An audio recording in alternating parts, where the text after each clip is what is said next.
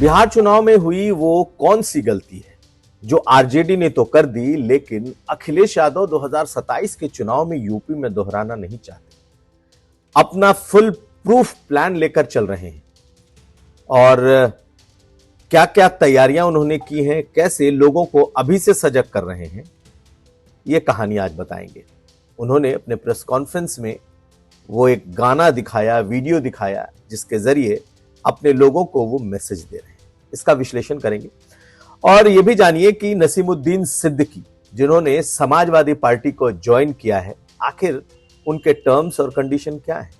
क्या वो अपने बेटे के लिए टिकट चाहते हैं, अपने लिए राज्यसभा, या फिर कुछ नहीं, सिर्फ पार्टी का काम करना चाहते हैं। समाजवादी पार्टी को उनसे क्या फायदा होने वाला है, आखिर वो सपा में आएंगे तो क्या एसेट होंगे या लायबिलिटी। आज इसी का विश्लेषण, ये खबरें आज का यूपी में। नमस्कार, मैं हूं कुमार अभिषेक, आप देख रहे हैं यूपी तक। हम हाजिर अपना न्यूज शो आज का यूपी लेकर। तो याद है आपको ब्रजभूषण शरण सिंह की वो बात, बीजेपी के पूर्व सांसद हैं, गोंडा और देवी पाटन में बड़ा प्रभाव रखते हैं, लेकिन जब कुश्ती संघ में उनके समर्थक की अध्यक्ष पद पर जीत हुई थी, यानी कि कह लीजिए कि एक तरीके से उनकी ही जीत थी, तो उन्होंने एक बड़ा बयान दिया था। तब उन पर आरोप थे नाबालिग पहलवानों के साथ यौन शोषण का, और उन्होंने एक बयान दिया था उस जीत के बाद कि दबदबा था, दबदबा है और दबदबा रहेगा। और उनके इस बयान के बाद तो इस पर न जाने कितने गाने बन गए। लेकिन उत्तर प्रदेश में एक गाना बड़ा पॉपुलर हुआ, दबदबा था, दबदबा है, दबदबा रहेगा। और इस गाने के साथ वो वीडियो भी बनाए गए कि बड़ी बड़ी गाड़ियां हैं, चारों तरफ लोग हथियारों के साथ निकले हैं, घूम रहे हैं और ये गाना गा रहे हैं। हम शायद आपको ये गाना ना दिखा पाए, लेकिन YouTube पर ये मौजूद है। लेकिन इस भूमिका की बात क्यों? दरअसल ये भूमिका इसलिए क्योंकि आज अखिलेश यादव ने अपने प्रेस कॉन्फ्रेंस में इस गाने को चला दिया। गाना ही नहीं, वो एल्बम दिखा दिया जिसमें वीडियो के साथ ये एल्बम है। आप पहले जरा इस अखिलेश यादव के प्रेस कॉन्फ्रेंस को देखिए, अंदाजा लगेगा।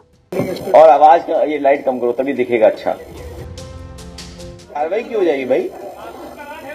है नहीं, वो तैयारी कर रहा है अपने पंचायत के चुनाव का। पंचायत चुनाव नहीं करा रहे, सवाल ये है तुम कहां भटक गए मतलब में। और ये लखनऊ की तरफ दिल्ली वालों के लिए गाना है, लखनऊ के लोगों ने दिल्ली वालों को गाना सुनवा रहे हैं। तो चलिए आपको कुछ लाइन भी बता देते हैं। इस एल्बम में ये लाइन था कि विरोधी के कनपट्टी पर कट्टा तना रहेगा, दबदबा है, दबदबा था, दबदबा बना रहेगा। खैर ये लाइन तो ब्रजभूषण शरण सिंह के थे, लेकिन आज अखिलेश यादव ने प्रेस कॉन्फ्रेंस में, भारी प्रेस कॉन्फ्रेंस में उन्होंने ये वीडियो चलाया। लेकिन आप याद करिए, जब बिहार के चुनाव चल रहे थे उस वक्त प्रधानमंत्री मोदी ने बिहार की जनसभा में ऐसे ही वीडियो को एक मुद्दा बनाया और आरजेडी के जंगल राज से उसे जोड़ दिया। और उसके बाद तो लॉ एंड ऑर्डर को लेकर जो माहौल बना, लोगों को फिर से पुराने लालू राबड़ी के उस दौर को याद दिलाया गया कि देखिए कैसे उस दौर में अपराध था। और आज जब ये आरजेडी के समर्थक गाना गा रहे हैं तो फिर अगर इनकी सरकार आई तो फिर ऐसा ही दौर आएगा और वो जंगल राज होगा। और ये मुद्दा इतना जोर पकड़ा कि फिर कई मुद्दों के साथ पूरा चुनाव ही बदल गया। लोग कुछ भी कहते रहे, लेकिन लैंडस्लाइड विक्ट्री जिसे कहते हैं वो एनडीए गठबंधन की हुई, नीतीश कुमार की सरकार बनी। लेकिन आखिर इतनी चर्चा सिर्फ इसलिए क्योंकि आज अखिलेश यादव ने ये ऐसा ही एक वीडियो दिखाया है कि विरोधी के कनपट्टी पर कट्टा तना रहेगा, दबदबा था, दबदबा है, दबदबा रहेगा। ये वीडियो दिखाया और अपने लोगों को आगाह किया, दिल्ली वालों को आगाह किया, सरकारों को आगाह किया कि इस तरीके का वीडियो अगर कल को कोई दिखाई दे तो उसे समाजवादी पार्टी के साथ न जोड़ा जाए, सपा के साथ उसको एसोसिएट नहीं किया जाए, क्योंकि समाजवादी पार्टी ने कह दिया है कि कोई गाना उनके समर्थक न गाएंगे न बनाएंगे। खैर अब ये गाएंगे नहीं या बनाएंगे नहीं ये तो कहना मुश्किल है, लेकिन अखिलेश यादव ने बिहार चुनाव में आरजेडी की हुई दुर्गति के बाद यह सबक ले लिया, और वो सबक यह है कि ऐसे गानों से अपनी पार्टी को पूरी तरीके से अछूता रखना। और इसीलिए शायद जब इस गाने का कोई संदर्भ नहीं था, इस प्रेस कॉन्फ्रेंस में इसे दिखाए जाने की कोई जरूरत नहीं थी, सिर्फ आगाह करने के लिए कि भाई देखो, आने वाले चुनाव में अगर इस तरीके के गाने आपको दिखाई दें तो आप इसे सपा का मत समझ लेना। आप सुनिए अखिलेश यादव ने कहा क्या है, देखिए अंदाजा लगेगा कि कितने सतर्क हैं अखिलेश यादव 2027 के चुनाव को। ये कोई दबदबा गाना है, दबदबा, वो मैं दिखाना चाहता हूं बस आपको। पंचायत का चुनाव हो ना हो, पर गाना तो सुनिए। हाँ, क्या गाना है बताइए। क्योंकि कल को कोई कहे कि समाजवादियों ने बनवा दिया, ये भी तो दिक्कत है ना। दिल्ली वाले आए कहे कि समाजवादियों ने गाने बनवा दिए, तो हम पहले से वेपन तैयार रखे हुए हैं। एकदम फील्डिंग सही लगा के रखे हैं पहले से ही हम लोग। हाँ, फील्डिंग एकदम। तो अखिलेश यादव तो पहले से कह रहे हैं कि भाई एक तो ऐसे गाने बनाने नहीं है, अगर किसी ने बना दिया तो हमसे उसका कोई लेना देना नहीं। यहां तक कि वो अपने समर्थकों से भी अपील कर रहे हैं कि भाई अगर चाहते हो कि सपा सत्ता में आए तो आप लोग ऐसे गाने न बनाओ। और उन्होंने कुछ लोगों से तो बाकायदा मुलाकात करके ये बातें कही हैं, जो सोशल मीडिया इन्फ्लुएंसर हैं या फिर जो ऐसे गाने जो बना सकते हैं, कि भाई इन सब चीजों से हम लोगों को बख्श दो। अब कितने बख्शे जाते हैं? क्या सचमुच उनके समर्थक अखिलेश यादव की तमाम बातों को मान करके इस तरह के गाने नहीं बनाएंगे, या फिर कोई दूसरा नहीं बनाएगा जिसे अखिलेश यादव के साथ एसोसिएट नहीं किया जा सकेगा? ये तो बात अलग है। लेकिन आज से ही वो फूक फूक करके ये कदम रखने लगे हैं कि इस तरीके के अगर वीडियोज आते हैं, इस तरीके के गाने आते हैं, तो वो सपा से नहीं है, उनका सपा से कोई लेना देना नहीं है। और ये उनके चुनाव की एक कह सकते हैं कि फुल प्रूफ तैयारी है। यानी कि हर वो गैप को वो भरने की कोशिश कर रहे हैं जो चुनाव के एन वक्त उन्हें नुकसान पहुंचा सकता है। तो ये कह लीजिए कि उनकी पॉलिटिकल दूरदर्शिता है, या फिर वो साफ साफ अपने कार्यकर्ताओं को मैसेज दे रहे हैं कि भाई सुधर जाओ, अगर चाहते हो कि हम सरकार में आए तो सुधर जाओ, नहीं तो फिर यही हश्र होगा। आखिर अखिलेश यादव ने ऐसा क्यों किया? इसलिए क्योंकि शायद उनको इस बात का यकीन है कि उनके जो समर्थक हैं, जो किसी भी तरीके से उनको उनकी सत्ता में वापसी चाहते हैं, चुनाव के समय वो बहक जाते हैं और उन्हें लगने लगता है कि बस अब उनकी सरकार आ रही है और फिर वो जो चाहें वो करेंगे। और ऐसी मानसिकता से बचने के लिए वो अभी से तैयारी कर रहे हैं। लेकिन ऐसा ना हो कि उनकी ये बातें अभी से विपक्ष को भी पकड़ ले और न जाने विपक्ष इसे मुद्दा भी बना ले। खैर, अब नजर इस बात पर रहेगी कि क्या उनकी बातों का कोई असर होता है या नहीं। लेकिन ब्रजभूषण शरण सिंह के गाने से उन्होंने खुद को अलग कर दिया है। अगली खबर। और अब बात करते हैं नसीमुद्दीन सिद्दीकी की। नसीमुद्दीन सिद्दीकी ने यूपी तक से जब बात की थी तो उन्होंने उसी वक्त इशारा कर दिया था कि वो समाजवादी पार्टी जा रहे हैं। अखिलेश यादव से एक आध राउंड की बातचीत बची। खैर, वो सब हो गया। बहुत तामझाम के साथ उन्होंने समाजवादी पार्टी ज्वाइन कर ली। और समाजवादी पार्टी जब ज्वाइन कर ली तो यह बात चल पड़ी है कि आखिर नसीमुद्दीन सिद्दीकी को कांग्रेस में जो नहीं मिला, क्या वो इन्हें मिलेगा? तो क्या नहीं मिला? याद करिए, राज्यसभा की सीट ऐसी थी जो कि कांग्रेस पार्टी ने उत्तर प्रदेश से एक मुस्लिम चेहरे को दी। नसीमुद्दीन सिद्दीकी सोच रहे होंगे कि इतने बड़े नेता हैं, बसपा के नंबर 2 रहे, मायावती के इतने करीबी रहे, लेकिन जब देने की बारी आई तो कांग्रेस पार्टी ने उन्हें कुछ दिया नहीं।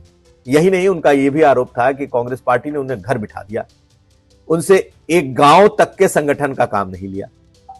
राहुल गांधी मिलते नहीं थे, प्रियंका गांधी की टीम उन्हें परेशान करती थी और उनके पास कोई काम बचा नहीं, इसलिए उनका मोह भंग हो गया। और अब बसपा वापसी हो नहीं सकती, भाजपा जा नहीं सकते, ऐसे में उनको सपा ही आना था। तो सपा की बातचीत उनकी काफी समय से चल रही थी। एक बात इसमें और कहा जाता है कि वो अपने बेटे अफजल सिद्दीकी को भी सियासी तौर पर सेट करना चाहते हैं। चर्चा दो जगह की चल रही है। कोई कह रहा है कि वो फतेहपुर से अपने बेटे को चुनाव लड़ाना चाहते हैं, एक चर्चा है कि वो पार्लियामेंट लड़ाना चाहते हैं जो 2029, कोई कह रहा है कि फतेहपुर सदर वो अपने बेटे को विधानसभा भी लड़ा सकते हैं। ये ऐसी बातें हैं जिसकी चर्चा है। दूसरी तरफ ये भी है कि बिजनौर जैसी सीट पर कहा जा रहा है कि जब वो इंडिया गठबंधन जब है तो वो बिजनौर की सीट चाहते थे 2024 में चुनाव लड़ना, लेकिन समाजवादी पार्टी ने वो दी नहीं। तो उनके पास वो ऑप्शन तो है, लेकिन आखिर समाजवादी पार्टी और उनके बीच क्या डील हुई, ये बड़ा सवाल है। और उन्होंने जो बात की, उन्होंने प्रेस कॉन्फ्रेंस में एक तो 14-15 हजार अपने कार्यकर्ताओं की लिस्ट दी कि इतने लोग जो हैं वो उनके साथ बसपा और कांग्रेस छोड़ करके उनके साथ आए, लेकिन डिमांड उनके बारे में उन्होंने कुछ नहीं कहा। यहां तक कि जो जानकारी उसके मुताबिक अखिलेश यादव को उन्होंने सब कुछ सौंप दिया है कि अब मैं पार्टी में हूं, पार्टी का वफादार सिपाही हूं, पार्टी के लिए काम करूंगा और बाकी चीजें मेरे ऊपर नहीं है, बाकी चीजें आप तय करेंगे, मुझे क्या मिलना है नहीं मिलना है। लेकिन जो सियासी चर्चा है, जो उनके लोग बता रहे हैं या समाजवादी पार्टी के भीतर चर्चा है, वो ये कि हाल ही में अब आने वाले वक्त में समाजवादी पार्टी को 2 पार्लियामेंट की राज्यसभा की 2 सीटें भरी जानी है, जिसमें 2 सीट आएंगी। इन 2 सीटों में एक कोई मुस्लिम चेहरा भी जाएगा, तो उनकी नजर उस तरफ है। सपा देगी या नहीं देगी ये कहना मुश्किल है, लेकिन उनकी नजर उस तरफ है। और समाजवादी पार्टी को भी लगता है कि इतने बड़े नेता रहे हैं और उनका प्रभाव क्षेत्र जिस इलाके में है, हो सकता है कि उनकी ये बात हो जाए। अपने बेटे को सेट करना चाहते हैं, इसमें कोई दो राय नहीं है, कोई लाग लपेट नहीं है। उनके बेटे पहले से समाजवादी पार्टी के टच में भी रहे हैं। लेकिन इन सबसे बड़ी बात यह है कि समाजवादी पार्टी मुस्लिम वोटों में कोई डिस्टर्बेंस नहीं चाहती। साथ साथ समाजवादी पार्टी को यह मालूम था कि मायावती के सबसे बड़े मैनेजर रहे, चाहे वो फंड मैनेजमेंट हो या फिर सियासी मैनेजमेंट। और अगर फंड मैनेजमेंट की बात की जाए या फंड मैनेजर की बात की जाए तो बसपा में वो सबसे बड़े फंड मैनेजर रहे। तो समाजवादी पार्टी के लिए वो उस लिहाज से एक बड़े एसेट हो सकते हैं, क्योंकि सपा को भी फंड की जरूरत पड़ेगी। समाजवादी पार्टी के बहुत सारे मुस्लिम नेता इस बात से खुश नहीं है कि उन्हें लिया जाए, खैर उनको पार्टी ने लिया। समाजवादी पार्टी की एक और कोशिश थी कि कोई मुस्लिम वोट उनसे, मुस्लिम चेहरा डिस्टर्ब ना हो जाए। ऐसा ना हो कि वो ओवैसी के साथ चले जाएं, ऐसा ना हो कि वो चंद्रशेखर रावण के साथ चले जाएं, कोई गठबंधन बन जाए। थोड़ा बहुत ही नुकसान होना है तो वो क्यों हो, इससे अच्छा है कि क्यों ना इनको साथ ले लिया जाए। लेकिन सपा का जो दूसरा इंटरेस्ट है वो बड़ा है, वो है फंड मैनेजर का, कि अगर वो अपने साथ अपने फंड रेज करने के उस गुण के साथ आते हैं और उसमें सफल होते हैं तो समाजवादी पार्टी के भीतर भी एक बड़ा पद, बड़ा कद बना सकते हैं। दूसरी चर्चा ये कि ये भी कहा जा रहा है कि आजम खान कि बरक्स उनको खड़ा करने की कोशिश पार्टी के भीतर हो रही है। हालांकि इसमें दूर दूर तक लेस मात्र भी सच्चाई नहीं है। माना यह जाता है कि ये ऐसे शख्स हैं, ऐसे मृदभाषी हैं कि ये आजम खान को भी अगर इन्हें मैनेज करना होगा तो इनके लिए बाएं हाथ का खेल है। ये खुद डाउन टू अर्थ, हम्बल, इस लिहाज से आजम खान को भी प्रॉब्लम नहीं होगी। लेकिन कहा यह जा रहा है कि आजम खान से इस बारे में बात कर ली गई थी और उनको बता भी दिया गया था। खैर दोनों के अलग अलग इलाके हैं। पश्चिमी उत्तर प्रदेश में जो इनका इलाका है वो आजम खान के प्रभाव वाले इलाके से, मुरादाबाद मंडल से दूर है। लेकिन यह जरूर है कि ये दोनों के लिए win win situation. Samajwadi party को एक फंड मैनेजर, एक ऐसा शख्स जो कि पार्टी के लिए एसेट हो सकता है फंड के मामले में, या फिर इनके अपने जो कह सकते हैं कि बनाए हुए लोग जगह जगह मौजूद हैं। तो इन्होंने भी कोई बहुत बड़ी डिमांड नहीं रखी, अपने लोगों को संगठन में शामिल करने, संगठन में जगह देने की इनकी डिमांड है, जो अखिलेश यादव कर सकते हैं। और दूसरा, बेटे को सेट करना, यह अखिलेश यादव का काम होगा। लेकिन क्या सपा उन्हें राज्यसभा भी देगी? हालांकि इस पर नजर इसलिए रहेगी क्योंकि पार्टी के भीतर आए हुए नेता को तुरंत राज्यसभा मिल जाए, इसकी गुंजाइश बेहद कम है। खैर नजर हमारी बनी रहेगी। तो ये था आज का यूपी। हम कल फिर हाजिर होंगे। हमें दीजिए इजाजत। देखते रहिए यूपी तक।